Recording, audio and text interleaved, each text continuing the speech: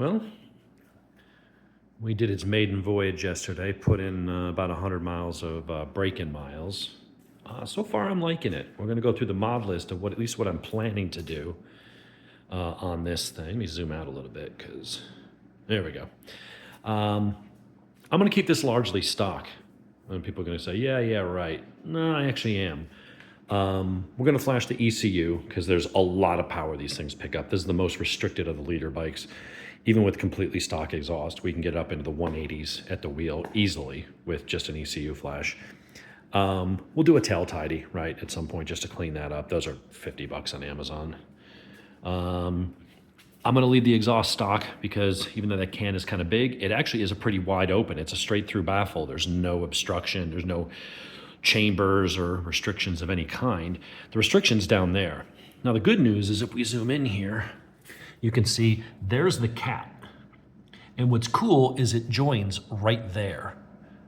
So I can take this box off and I can rip that cat out that end. That will let a little more sound and flow and make it sound even better. This is, by the way, one of the best sounding stock exhausts I've owned. It actually sounds pretty damn good. So I think opening that up, that'll still keep it looking stealth. It'll sound largely stealth. It won't be shouty and advertising that, oh, this is a souped up super bike kind of thing. We'll do the tuning and stuff on it, but I want it to be a little bit of a sleeper and go with that whole stealth kind of paint job, which to be honest is really kind of growing on me. I originally went in looking for the KRT edition, but they didn't have ABS versions of that and couldn't get their hands on one in the time frame that I wanted. So we went with the stealth black. So I think keeping it looking stealth, but maybe getting rid of the cat and then do the tune, uncork all that power will be nice. It's got really, and the only other mod I think I'm gonna do is, besides like swing arm spools, ordered a set of those from Amazon because Cycle Gear never has that shit in stock. We'll put those on tomorrow. I've got some frame sliders coming this week. We'll mount those up. There's a few things that are gonna be going into this just for like crash protection. But as far as like actual mods, the biggest mod besides the ECU flash is gonna be Healy bars. They'll be 1 1/4 inch higher down here, 3/8 inch back, and just I think 1/4 inch on each side wider or something like that. Just a little bit more comfortable, a little tiny bit more upright. It's already got a taller windscreen than years previous, so I don't even think I'm gonna change that out. And then I gotta order a suction cup mount for the GoPro for when I go on track. Other than that, I don't think it needs much. It doesn't need mirrors. It's already got blinkers integrated in the front. It's got Brembo monoblocks. I don't know if they're M50s or M432s. They're not Stylemas.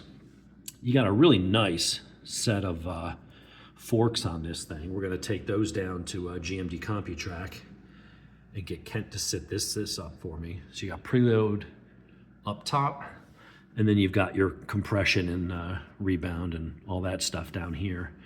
So we'll get those set up. Same thing goes for the shock. What does this have? It's got a similar setup in the back. It's a, what is it? The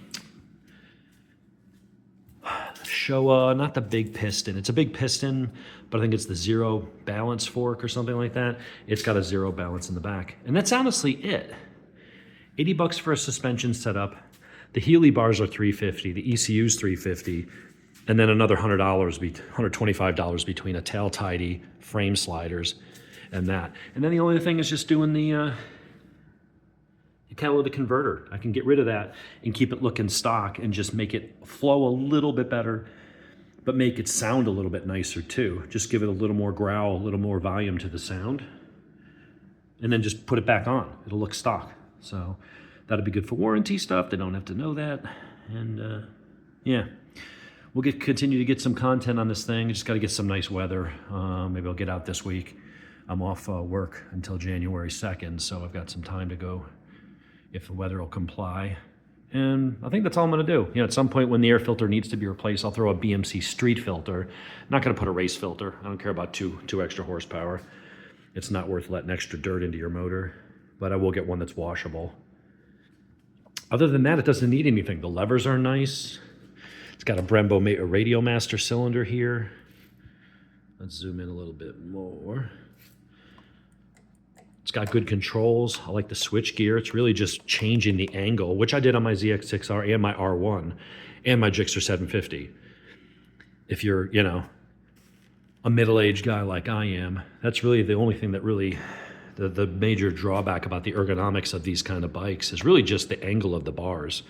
But you can get the Healy bars that'll just change that while looking stock, using the stock. It's all pre-drilled. It'll use the stock bar ends. It'll look stock, except your wrists will go from this to that. Makes it much more nice on longer rides. So that's what's coming. So expect some videos on these things in the days to come.